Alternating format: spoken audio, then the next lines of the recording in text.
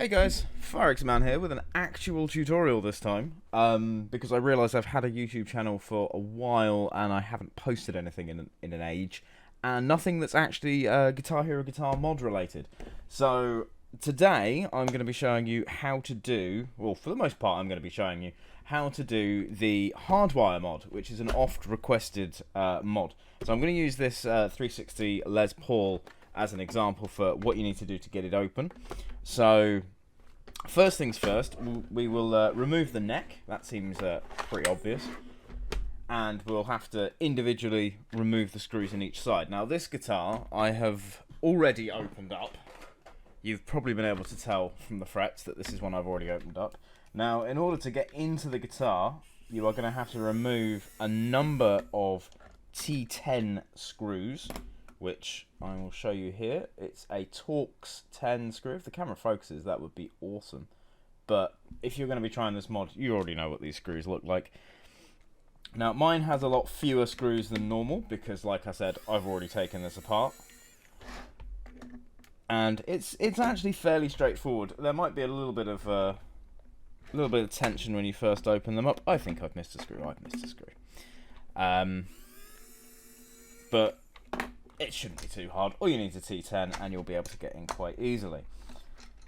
He says, having to prise it open. So there we go, that's the inside of the neck. I will just put that to one side for now. Now, the example guitar I have at the end to show you is actually a Wii-tar, but the theory is more or less the same. I'm going to pull the faceplate off, which I can do with this little tab here. Again, easy enough to do. This is more just, you know, for sanity purposes. Now, some guitars will have the screws on the top. World Tours, 5-tars especially, have the screws on the top, so that's something to be mindful of. But Les Pauls have them on the back. So I'm not actually sure how many screws I put back in here, so I may speed this up if necessary. I might need to grab a different screwdriver as well, which is annoying, but there you go. I do recommend getting a longer T10 screwdriver if you can. My original one, which was part of a multi-bit set, wasn't exactly ideal for this. And generally, as a rule of thumb with my guitars, I never put all the screws back in because you don't actually have to. I mean, for quality of life, you probably should, but for the most part, you don't have to. You'll notice I've removed the battery cover. That's not actually necessary. I've just removed it because I did. Now, hopefully, I should be able to pop this off. Now, important note, as I've just remembered. Be wary when you open it up because sometimes the pogo pins, you can see them there, the board that houses those will stick to the back of the shell. It's not actually glued in or screwed in or anything. You can just pop it out like I've done there.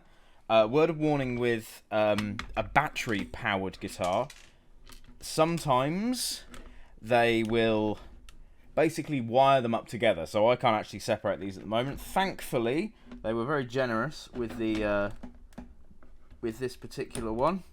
Don't remove the socket like I just did. You can actually tease that out. Sometimes there will be some hot glue on them, which is what I believe happened with this one. So I'll now get rid of the back of the neck. And basically what we're going to do, after I move my screws out the way, put them on my very handy magnet pad, we are ostensibly just going to be popping out the neck connection here, and then fanning out the ribbon cable, cutting along here. I mean, you can desolder it if you like, but at least in this model, there are 8 connections that you'd have to desolder. And then all we need to do is cut off the wires here and then cut off the pogo connector here. Apparently these are called pogo pins. I learned that recently, and apparently I've now decided everyone must know that. So what we'll be doing is cutting off one end and the other end, and then we need to basically split these ribbon cables into individual pieces. Now, like I said, I'm not going to be doing that on this guitar because I actually have no desire to hardwire this. So if you are British, you will be aware of this reference. I'm going to Blue Peter it, and basically, here's one I made earlier. important to note, you don't actually really need to remove much, which, you know, works for me.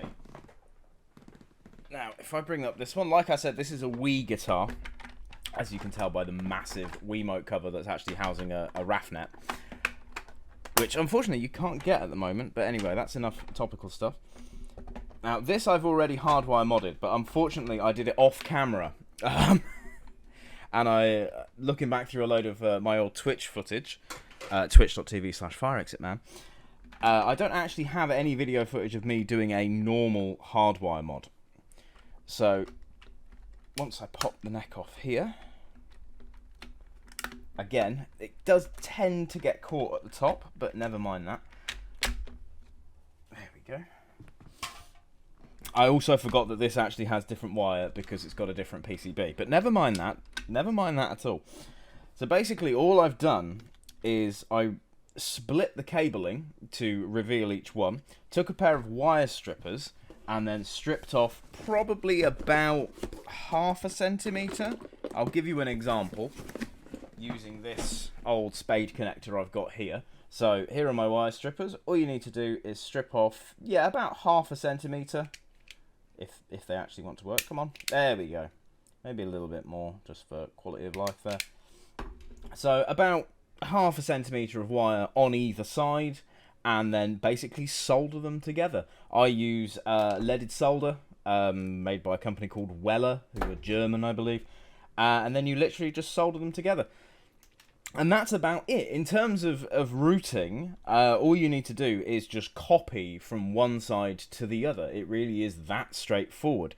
I use my a standard, just cheap Amazon soldering iron and some cheap solder, and that's all you really need to do. One thing I do for quality of life, because this is one thing I have noticed that I've had issues with before, is the cables may touch together and bridge the connection, which ends you getting phantom inputs and things like that. All I do, just wrap a little bit of electrical tape around each one, and there you have it. It's all done. I've not done one of them because I didn't need to. You'll notice also that this is a 6-channel PCB, which is the way that we, PS2, and there may be some others that I'm not aware of. That's how they do them. They use 6-channel connectors, whereas the 360 controller I showed you earlier uses an 8-channel connector.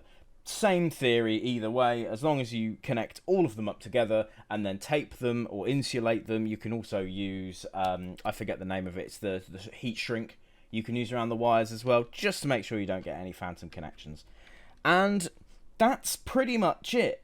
There's not really anything to add. I mean, if you do want to remove any of the internals, generally speaking, a small crosshead screwdriver will be enough to remove them. I've seen some models that use a T6. I believe that was the 360 Metallica guitar. And that's more or less it.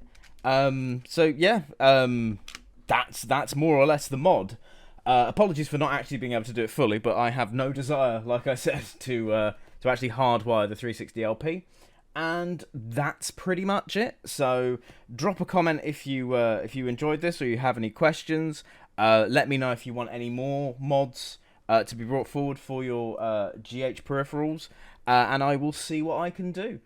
So yeah, like, comment, subscribe, all of that good stuff, and I will see you in the next video. I will also squeak the duck to say goodbye.